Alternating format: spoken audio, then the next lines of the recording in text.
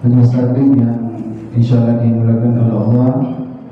Insyaallah pada hari ini acara pengajian kita tetap seperti biasa terdiri dari dua sesi.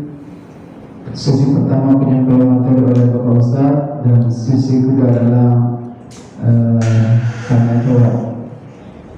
Dan alhamdulillah pada kesempatan hari ini yang akan membawakan materi ceramah adalah Bapak Ustaz Dr. Syamsul Alam. Memang ya mungkin tidak sekali bahwa kita semuanya, karena beliau sangat sering membawakan materinya di tempat kita ini. Baik, untuk menggunakan waktu dan selanjutnya langsung saja kita mempersilakan Bapak Ustaz untuk menyampaikan materinya. Bapak Ustaz. Assalamualaikum warahmatullahi wabarakatuh. Waalaikumsalam warahmatullahi wabarakatuh. Bismillahirrahmanirrahim. Alhamdulillahi rabbil alamin. Wassalatu wassalam ala asyrafil anbiya'i wal mursalin Sayyidina Muhammadin wa ala alihi wa sahbihi ajma'in, amma ba'du. Qala Allah ta'ala fil Qur'anil 'azim, a'udzu billahi minasy syaithanir rajim. Bismillahirrahmanirrahim. Wa min ayatihi an khalaqa lakum min anfusikum azwaja litaskunu ilaiha wa ja'ala bainakum mawaddatan wa rahmah. Inna fi dzalika la ayatin liqaumin yatafakkarun. Shadaqallahul adzim. Bapak-bapak, ibu-ibu, saudara-saudari, jamaah pengajian, semoga kita senantiasa dirahmati Allah Subhanahu wa ta'ala.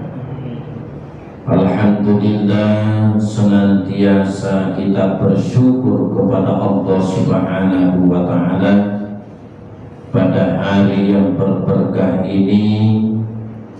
Kembali kita mendapatkan izin dari Allah berkumpul dan bersilaturahim di masjid ini, insya Allah untuk bermajelis zikir, bermajelis taklim. Semoga seluruh apa yang kita lakukan menjadi wasilah pengantar bagi kita menuju rahmat dan surga Allah. Kesempatan yang berberkah ini kita akan membicarakan tema yang dititipkan kepada saya, memuliakan istri atau perempuan. Memuliakan istri atau perempuan. Jamaah sekalian, pertama, kalau orang mengerti makna surah Ar-Rum 21, maka dia akan bijak dalam memahami siapa sesungguhnya itu perempuan. Allah berfirman, wa min ayatihi, dan di antara tanda-tanda kekuasaan Allah, an khalaqalakum min anfusikum azwaja, bahwasanya Allah menciptakan dari diri kalian sendiri pasangan. Bahwasanya Allah menciptakan dari diri kalian sendiri pasangan. Maksudnya, coba kembali kita mengingat sejarah penjelasan tentang Nabi Adam. Nabi Adam diciptakan oleh Allah itu tidak bersamaan pasangannya, istrinya Hawa.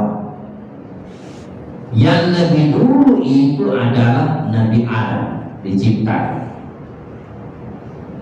Nabi Adam itu sosok makhluk yang sempurna, makhluk yang sempurna.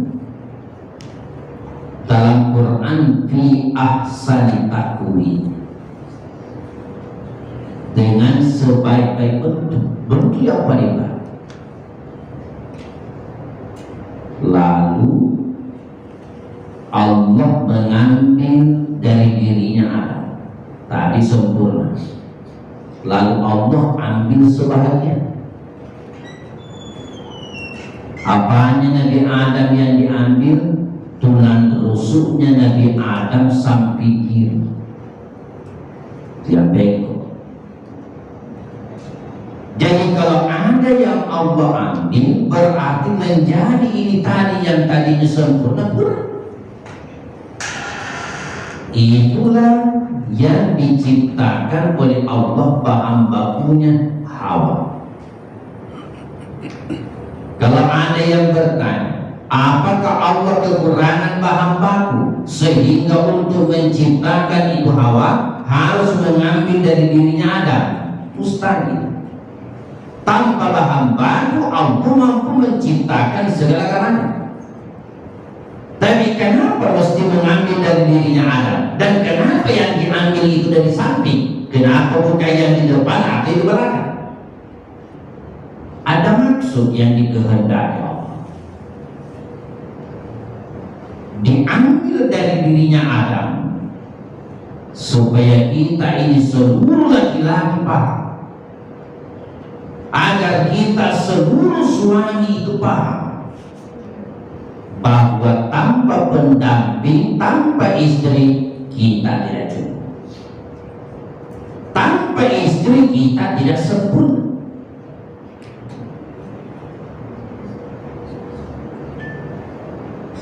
Jangan pernah berkata, walaupun tanpa istri, tanpa pendamping saya bisa segala-galanya.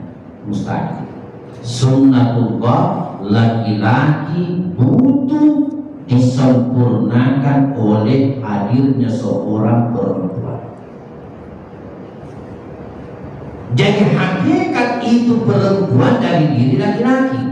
Jadi ketika seorang laki-laki menghina, merendahkan perempuan, itu hakikat merendahkan dirinya sendiri. Kan asal usulnya dari diri. Kedua, kenapa yang Allah ambil itu dari samping? Kenapa bukannya di depan dan di belakang? Nah, itu arahnya kepada suami dan juga kepada istri, atau secara umum kepada laki-laki dan kepada perempuan.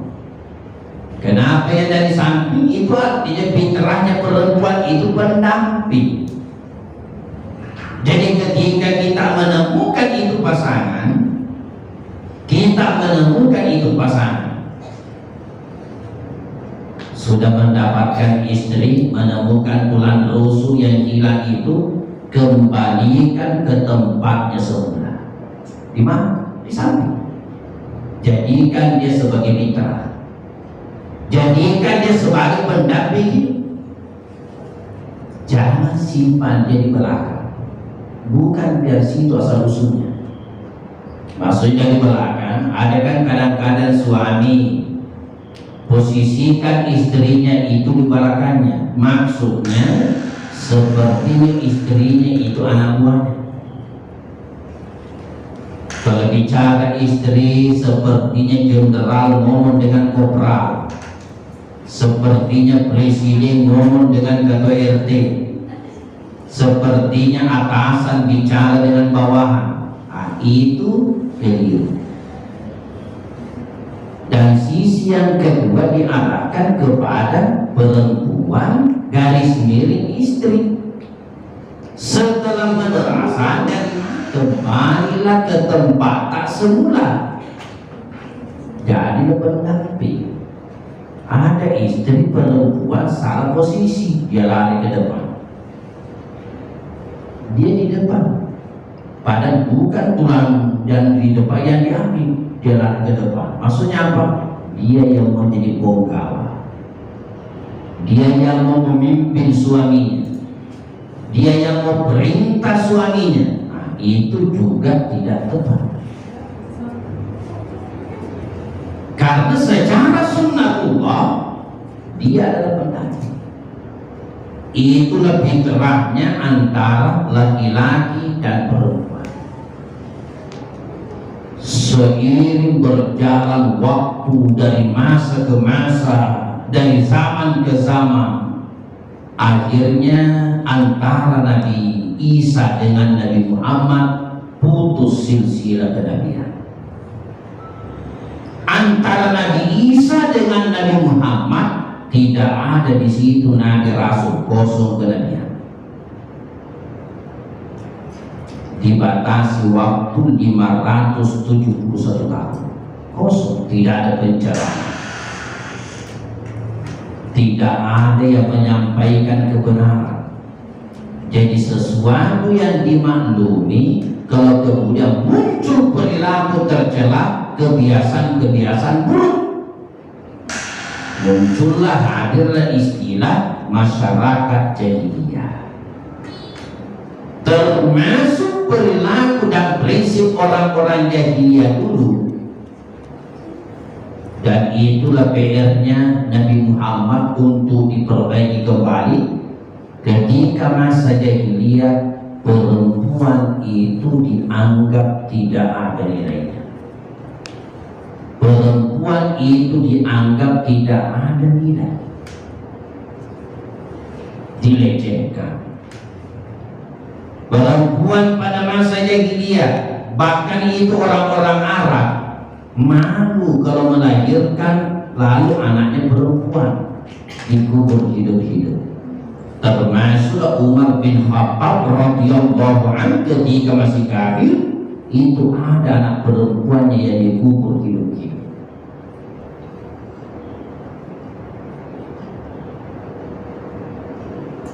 Muncul kebiasaan-kebiasaan tercela. Perempuan tidak bisa dapat harta warisan. Hilaf. Perempuan tidak bisa dapat warisan. Kenapa tidak bisa? Karena dirinya juga warisan. Ada kebiasaannya orang Arab dulu, dan itu sangat buruk. Itu orang Arab jahiliyah dulu tidak ada istrinya satu, tidak, tak 10, tak 20. Itu orang-orang jahiliyah dulu. Ada kebiasaannya.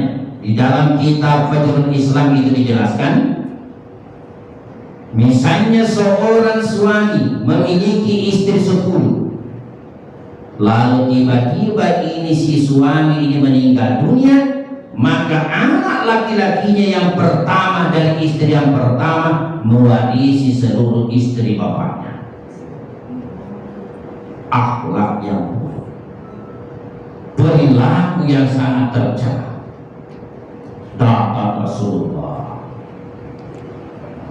Datang Rasulullah disertai Al-Quran, termasuk yang diisyaratkan dalam Al-Quran, angkat derajat perempuan. Muncul dalam Al-Quran satu surah, An-Nisa, surah perempuan. Surah yang pertama Al-Fatihah, pembukaan. Surah yang kedua Al-Baqarah, sapi betina. Surah yang kedua adalah sapi betina. Surah yang ketiga Ali Imran, keluarganya Imran. surah yang keempat An-Nisa itu surah perempuan. Silakan telusuri sampai 114 surah. Adakah surah Ar-Rijal laki-laki? Tidak ada surah laki-laki dalam Al-Quran. Yang ada surah perempuan. Jadi Al-Quran saja mengisyaratkan bahwa memang perempuan itu diangkat derajat. Ketika masa jahiliyah bergeser sunnatullah sejak masa Nabi Adam kembali diangkat oleh Rasulullah lewat Al-Quran sebagai pedoman. Perempuan dikembalikan hak-haknya. Perempuan dapat warisan. Lizzakari mislu hazzil untayain. 2-1. Laki-laki dapat 2, perempuan 1. Kenapa? Kenapa bisa perempuan dapat 1, laki-laki dapat 2? Karena nanti semua bagiannya laki-laki ngambil semua perempuan. Karena laki-laki adalah penanggung jawab. Lalu seiring berjalan, akhirnya pun Nabi keluarkan pernyataan, An-Nisa'u imadul bilad, wanita tiang negara. Tuh, berbicara tiang penentu, berbicara tiang penentu. As-salatu imaduddin, salat tiangnya agama. Kenapa salat menjadi tiang? Itu penentu. Yang namanya penentu sesuatu yang sangat utama. Rumah batu tidak bisa berdiri tanpa pondasi. Rumah kayu tidak bisa tegak berdiri tanpa tiang. Ibadah tidak bisa berdiri tanpa tiang. Apa tiangnya sholat? Suatu negara. Apa tiangnya? An-Nisa, perempuan. Maksudnya apa? Berkata seorang pakar, kalau ingin melihat nasib suatu bangsa di masa yang akan datang, lihat akhlak perempuannya sekarang. Ketika akhlak wanita bagus, maka negara itu akan makmur sejahtera. Tapi ketika akhlak wanitanya hancur, maka tunggu negara itu nanti akan gulung tikar. Betul. Sehingga mungkin bukan sesuatu yang kebetulan. Semua istilah-istilah perempuan.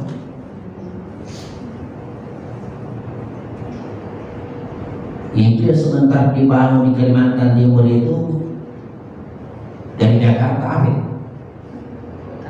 ibu kota. Tuh, ibu kota. Tak perlu sedang itu bapak kota.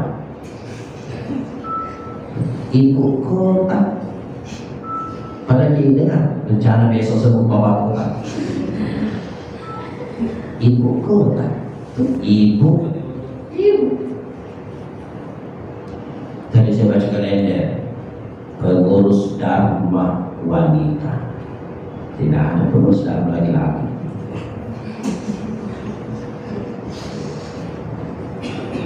Jadi memang perempuan itu atas perjuangan Rasulullah yang diamanahkan Allah, angkat perempuan, muliakan dia.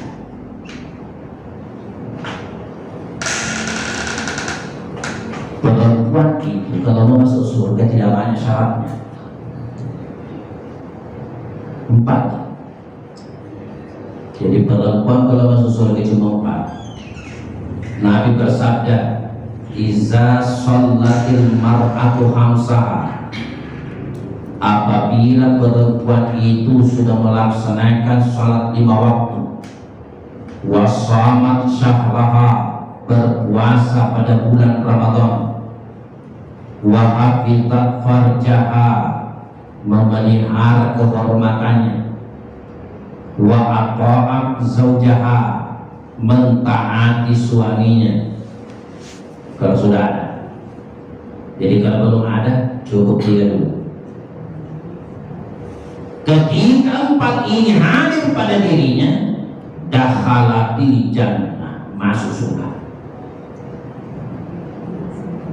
Iza sholatil mar'atu hamsaha, kalau perempuan sudah melaksanakan salat 5 waktu, wa shamat syahraha, berpuasa di bulan Ramadan, wa hafizat farjaha, memelihara kehormatannya, wa ata'at zaujaha, mentaati suaminya, dakhalatil jannah, masuk surga.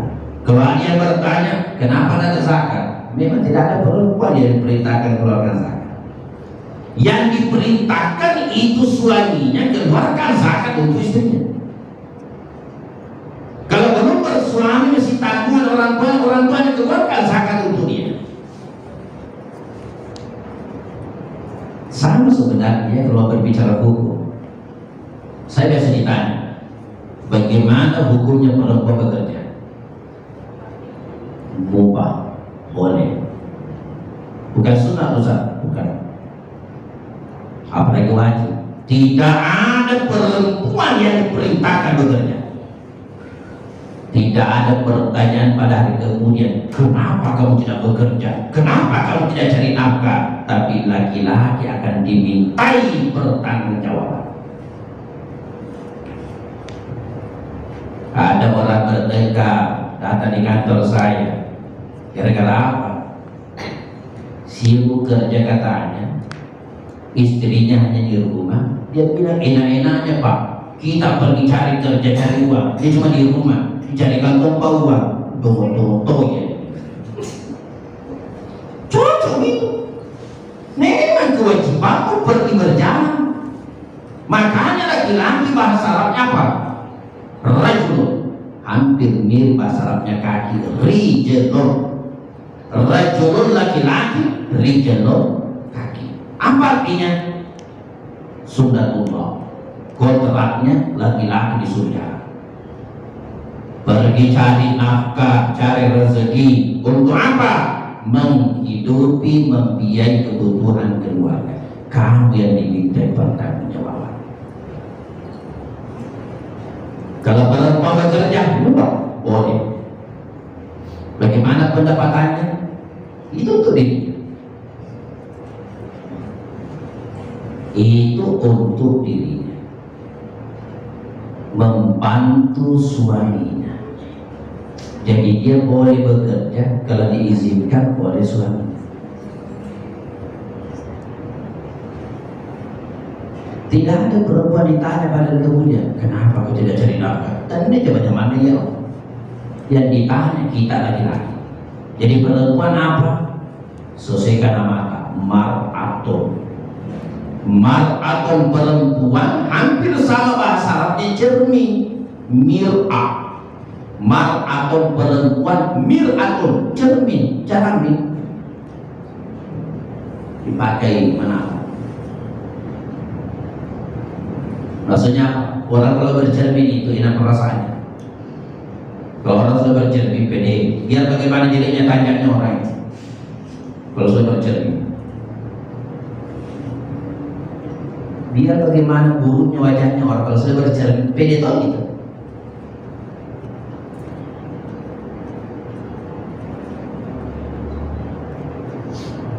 Jadi ketika orang bercermin menatap ke cermin enak perasaan. Ikuti sifatnya cermin.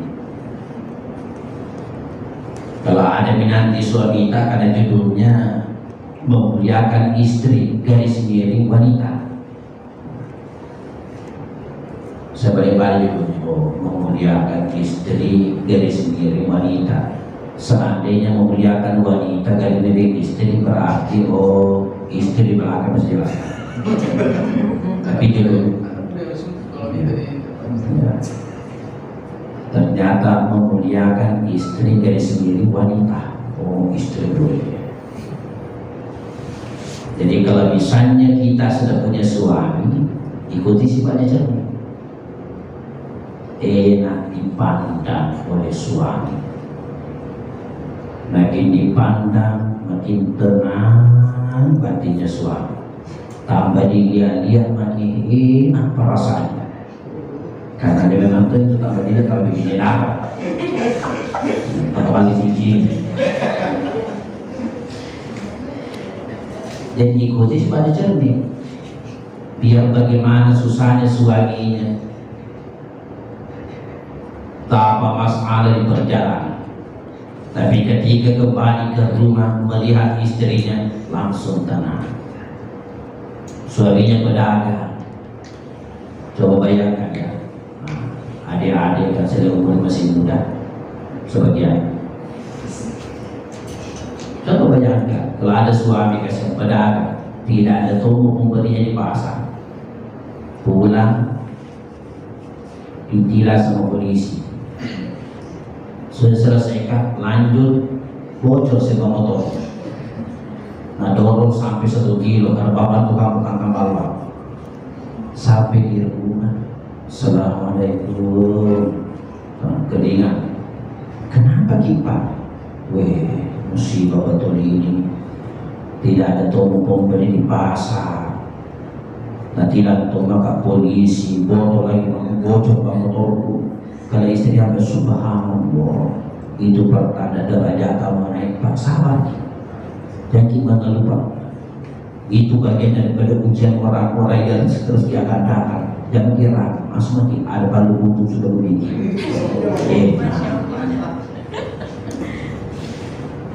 Jadi kalau misalnya ada rente bos motornya, kenapa sih? Tidak ada pembeli pasar saya dapat belum tahu ke belakang. Belum bisa selesai dan tidak tahu lagi polisi bocor mau dosa apa kayak kerja? Ini lihat bagaimana tuh hidayah.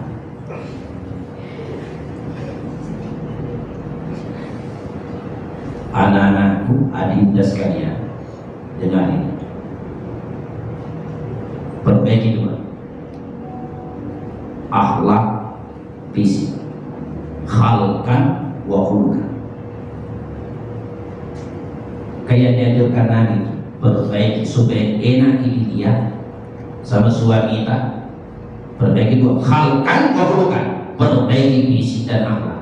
Dan ingat, tidak pernah akhlak mengikuti fisik, tapi fisik akan mengikuti akhlak. Seulang, tidak pernah akhlak mengikuti fisik, tapi fisik akan mengikuti akhlak. Maksudnya begini, ini sebenarnya orang biasa-biasa, wajah 6,2, body 4,1. Betul, artinya dari segi apa namanya isi biasa-biasa dibakar di wasanda. Wajah 6,5, body 4,1, tapi akhlaknya 9,9.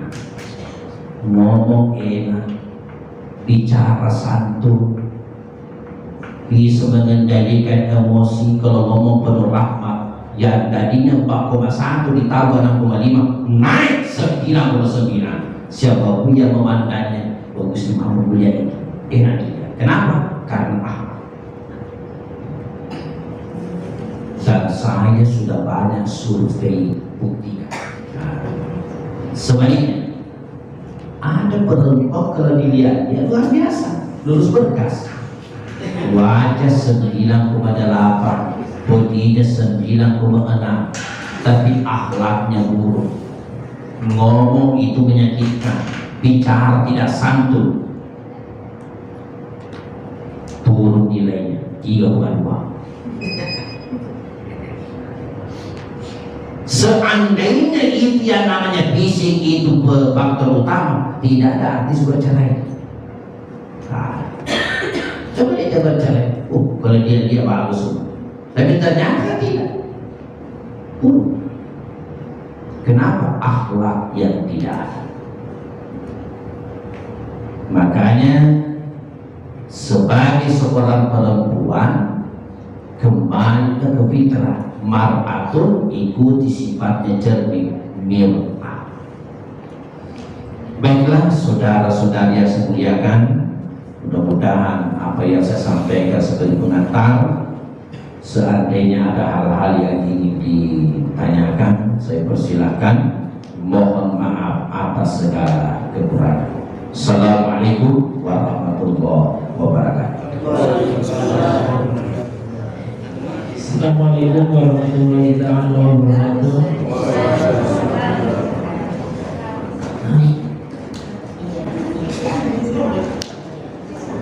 Saya ingin bertanya mengenai, kan Ustaz tadi menyinggung mengenai perempuan dan istri.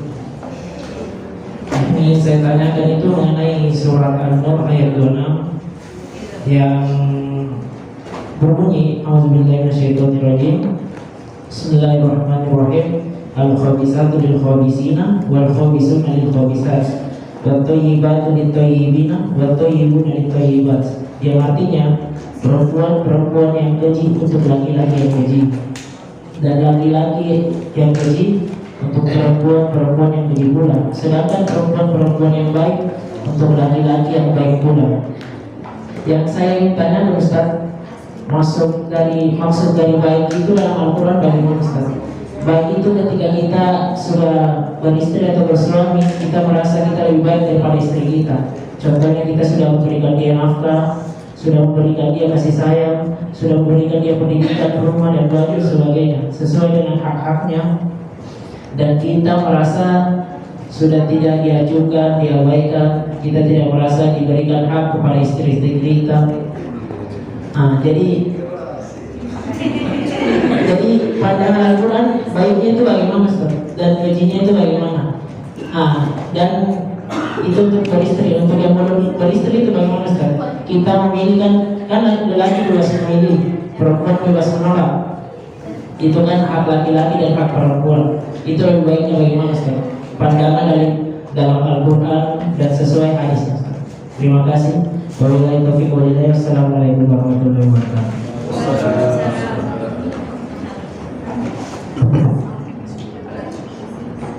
Saya langsung saja ya.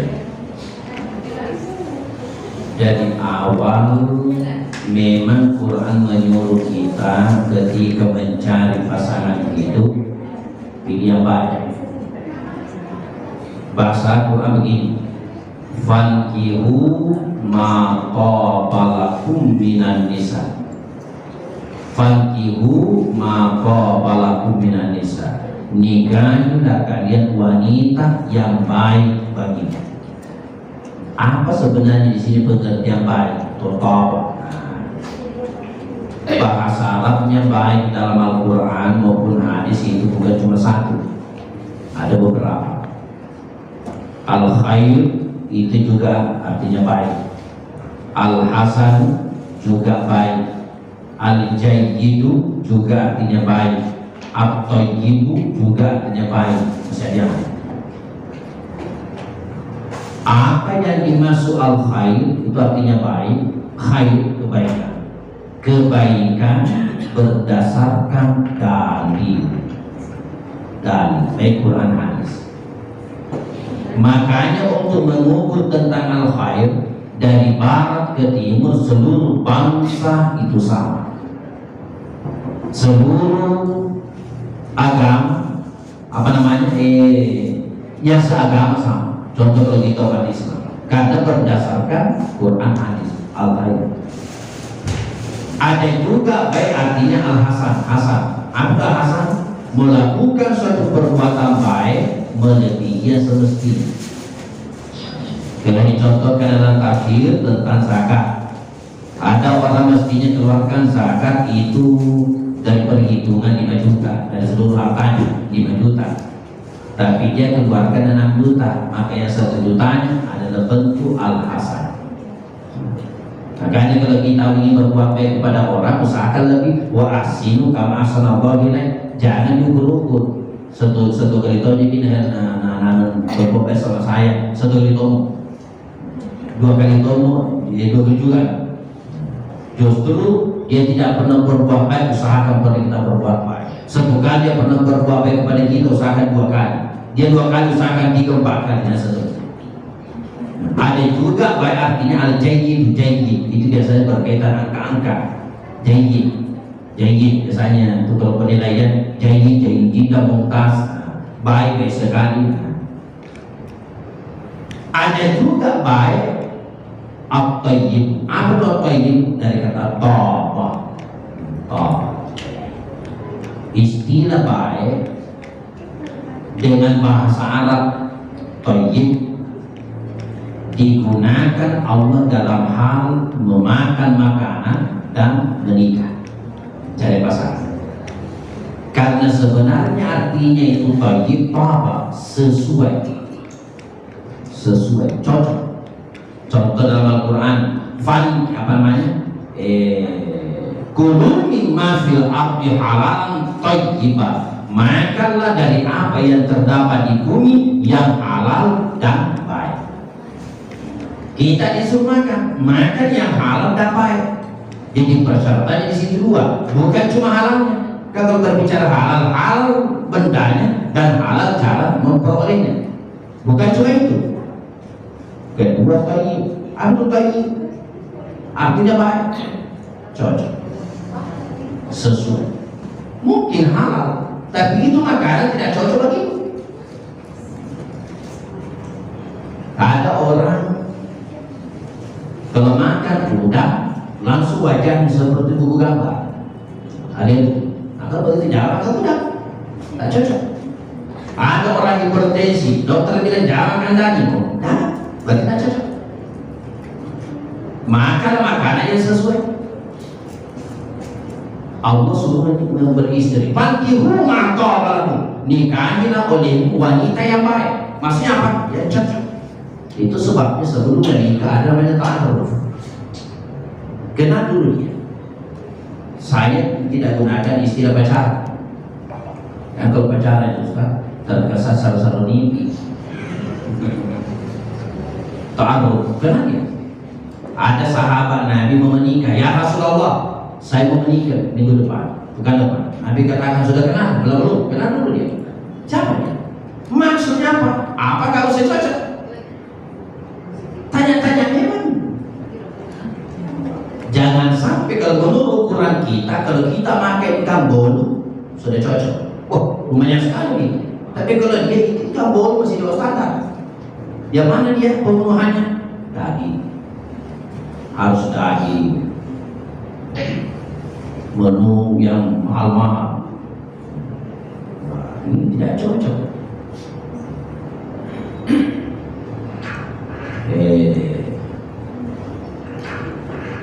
Contoh tidak bilang, saya ini sama ibu karena bapakku sudah meninggal. Bapakku sudah meninggal. Kalau kita menikah nanti mau juga terima ibuku tinggal bersama kita, mau saya nggak campur-campur. Berasa kalau begitu tidak cocok itu nanti. Lalu ibuku mau kemana, kasihan bapakku sudah tidak ada, masuk kota di sana. Belum menikah sudah begitu pernyataannya. Kalau begitu, hati-hati, berarti sih tidak kecocokan. Tanya dia. Jangan hanya dia langsung pandangan pertama penampilannya, wajah dia taruh dulu. Maksudnya tadi ayat itu, orang yang beriman itu insya Allah akan diberikan oleh Allah kepadanya sesuai dengan siapa dirinya. Kalau dia orang baik, kau akan dapatkan perempuan yang baik. Tapi kalau kamu adalah orang yang buruk, juga kau akan dapatkan orang yang buruk. Makanya mohon maaf kalau ingin memuji sebenarnya, memuji itu laki-laki. Kenapa Quran bilang begini? Nisa hukum harful lakum, istrimu adalah kebun bagimu. Istrimu adalah kebun. Apa maksudnya kebun? Itu kan kebun di tempatnya menanam. Logikanya kalau menanam, apa yang kita tanam itu yang tumbuh. Kalau orang tanam pepaya, yang tumbuh pepaya. Tanam jagung, tumbuh jagung. Tanam pisang, tumbuh pisang. Tidak mungkin jagung yang kita tanam yang tumbuh pisang. Maksudnya apa? Itu pesan kepada suami. Kalau kamu tanamkan kata-kata rahmat, tanamkan kejujuran kepada istrimu, akan tumbuh kejujuran. Kau tanamkan cinta kasih sayang, akan tumbuh cinta kasih sayang. Kau tanamkan kata-kata rahmat, akan tumbuh kata-kata rahmat. Selama kebunmu kebun yang subur. Coba lihat, kalau ada laki-laki ngomong dengan istrinya kasar, tunggu jawaban kasar dulu ya. Bu, HP ini, yuk HP. Ibu, HP tak ini, iya HP. Tidak, HP tak ini, iya kanda. Kalau dia bilang, yang HP tak ini, iya yang. Sosial kamu tahu.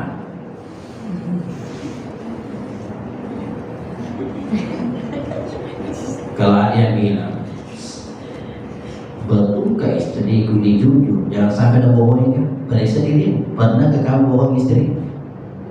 Kalau kamu pernah bohongi, jangan menyesal. Kalau tunggu juga kebohongan. Pak Iko Muto tahan, kau sendiri datang. Kalau dia bilang, kenapa pada saya Pak Bati Iko jujur, Bati Iko sayang saya, kurang ajar apa kan? Berarti kebun tidak subur. Berarti kebun tidak subur. Itu sebabnya dari awal cari yang baik. Jadi kalau ingin mengukur, apakah yang cari istriku mengkhianati kayak ini? Periksa diri kita. Apa kamu pernah berpikir-pikir mengkhianati istrimu? Karena itu yang akan tumbuh. Jadi maksudnya di situ kesepadanan. Kalau orang baik mestinya dapat juga yang baik, yang buruk dapat juga yang buruk, tanpa menyampingkan. Kadang ada orang sebenarnya dia orang baik, pergi cari darah saya untuk saya perbaiki. Itu namanya tingkat awas. Sengaja diambil itu, biar saya pilih. Itu apa? Untuk saya perbaiki. Itu penafsiran itu ayat itu dalam surah An-Nur. Nah, kalau kita yang belum punya pasangan, lebih apa lagi? Kan baru mau memilih. Perempuan bagaimana? Berhak Allah. Nah, dia datang. Nah, cocok saya.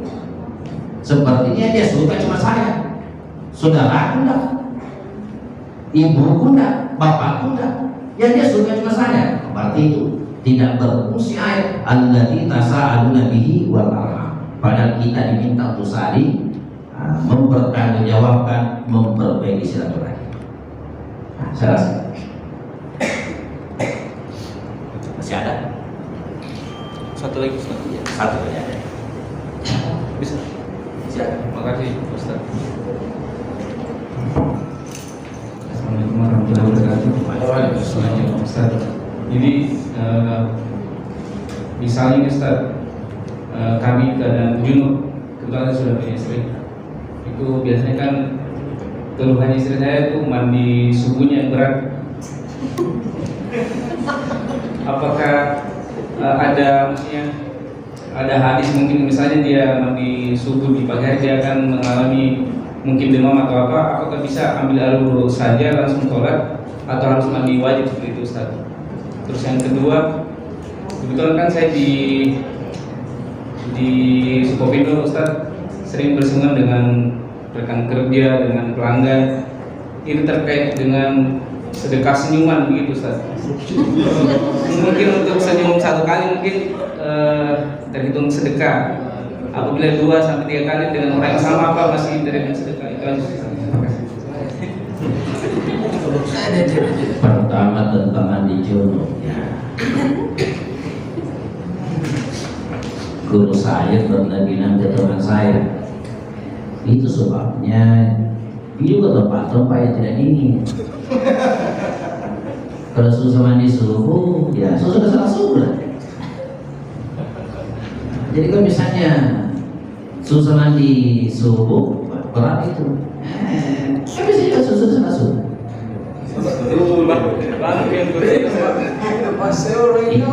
Ini belum baca cerita. Belum selesai salah subuh. Aduh susah itu sas. Ini sudah dihukum. Dan sebentar lu sudah salah subuh, bangun yang lain. Susah. Mana rumah sempit? Bagaimana caranya? dalam kondisi darurat misalnya yang pernah terjadi. Dalam kondisi darurat, apa yang menyebabkan sehingga orang bisa tayamum? Kenapa bisa tayamum? Termasuk diantaranya orang yang mestinya mandi junub, tapi kalau dia mandi junub bisa bermudarat, ada air, tapi kalau kena air bisa bermudarat, bisa menggigil atau berbuat bagaimana, bisa mengundang hal-hal yang tidak diinginkan.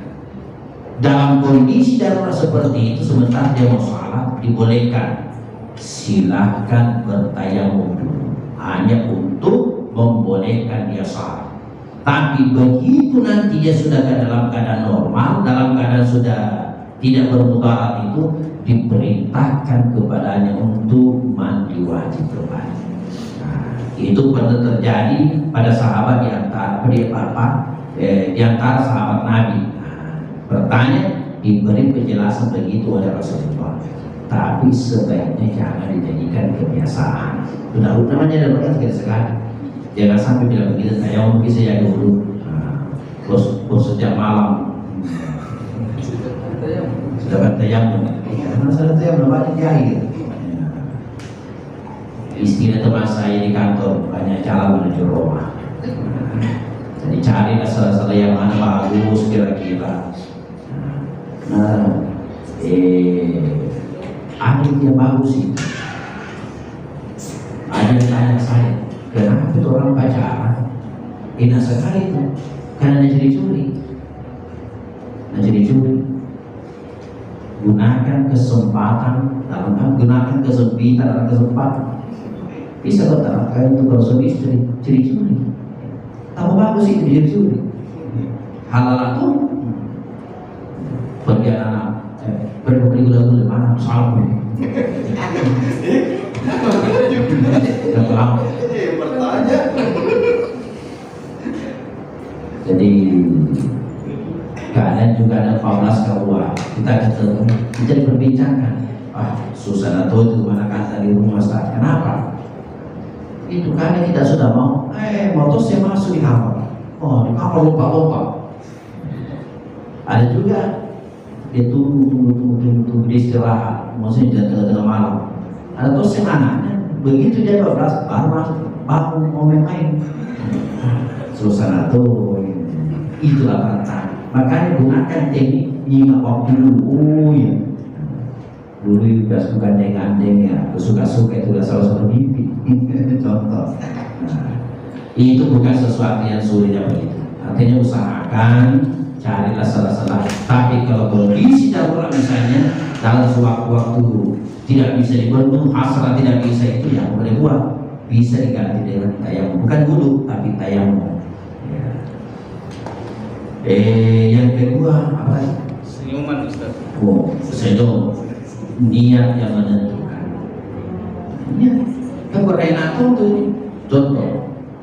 Ini senyum hari ini, besok udah lagi. Kan sudah hari pertama saya senyum. Jadi yang pertama itu sunnah, yang kedua sunnah. Jadi hari ini senyum, besok lalu senyum. Maksudnya kenapa itu? Ada serabu itu. Kemarin senyum sama saya, ini kamu senyum. Niat yang menentukan. Bukan berarti hari ini kita ketemu berulang-ulang senyum. Kan itu senyum apa ini?